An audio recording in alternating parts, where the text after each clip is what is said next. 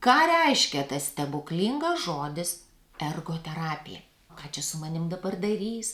Apie ką čia viskas? Ir štai čia į eterį iššoka ergoterapeutas. Atkurti, palaikyti ir kompensuoti.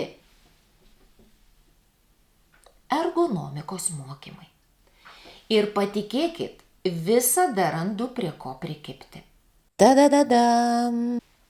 Sveiki, čia aš ergoterapeutė ir kinų medicinos specialistė Orinta Eitutė.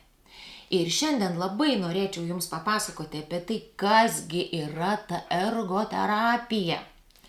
Kai pas mane ateina pacientai, aš jų akyse neretai žvelgiu kažkokią baimę, kažkokius klausimus, kas čia maždaug tokia ir ką čia su manim darys.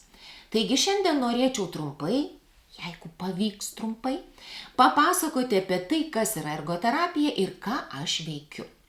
Šitos mano pagalbininkės šiandien greičiausiai neprireiks, nors kita vertus, aš kaip gydomojo ir taškinio masažo specialistė labai dažnai mėgstu parekomenduoti žmogui pasispausti vieną ar kitą taškelį. Bet šiandien ne apie tai bus kitose laidose. Taigi ergoterapija.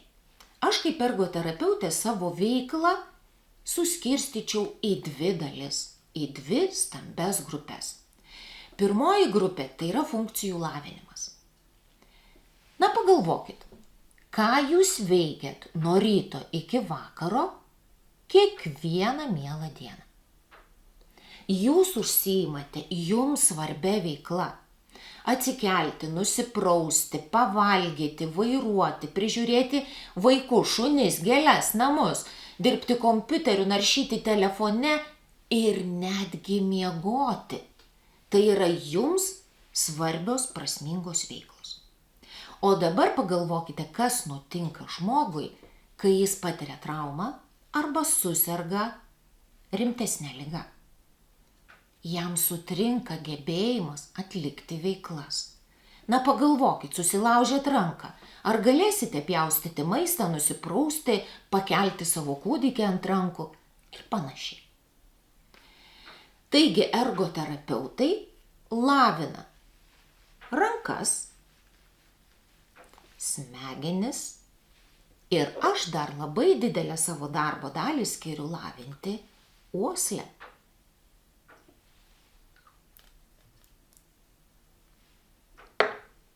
Mes labai stengiamės, mes tai ergoterapeutai, stengiamės padėti atkurti funkciją, jeigu tai yra įmanoma. Bet būna tokiu atveju, tarkim, neurodegeneracinės ligos, kada raumenys silpsta ir mes jau tikrai tos funkcijos neatkursim, tai mūsų tikslas yra palaikyti, kaip įmanoma ilgiau išlaikyti turimas funkcijas, kad žmogus kuo ilgiau būtų savarankiškas. Ir nutinka be abejo tokių atvejų, kai jau tikrai žinom, kad žmogus nebegalės pats atlikti veiklų. Bet ir čia mes galim pagelbėti, parinkti papildomas pagalbinės priemonės, kurių dėka žmogus vėlgi galėtų atlikti jam svarbias veiklas. Taigi labai paprasta.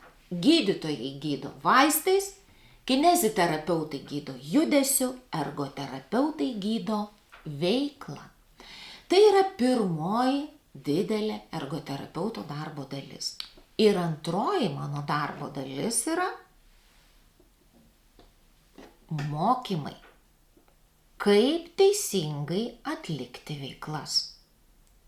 Nes labai didelė dalis atramos ir judamojo aparato ligų yra būtent dėl neteisingo veiklos atlikimo.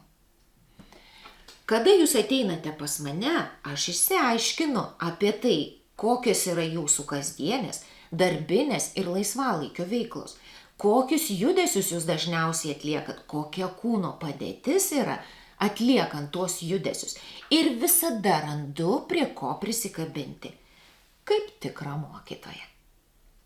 Aš galiu dar papasakoti ne tik apie tai, kaip geriau ir sveikiau atlikti veiklas, bet ir apie tai, kaip pritaikyti aplinką, jeigu žmogus turi tam tikrų sveikatos problemų. Kaip tą aplinką padaryti saugesnę ir netgi galėčiau papasakoti apie universalų dizainą. Tai reiškia, kad kaip pritaikyti pastatus, patalpas, aplinką, kad jinai tiktų visiems žmonėms. Vaikams, nėščiosioms, pagyvenusiems žmonėms, žmonėms turintiems negalią ir panašiai. Taigi ergoterapeutas yra labai naudingas ir protingas žmogus. Tai ką, šiandien tiek, iki pasimatymo čia, jeigu jūs domina ergoterapija, kinų medicina ar aromaterapija, prašau, užsiprenumeruokite mano kanalą ir paspauskite. Iki pasimatymo. Tikiuosi, kad greitai.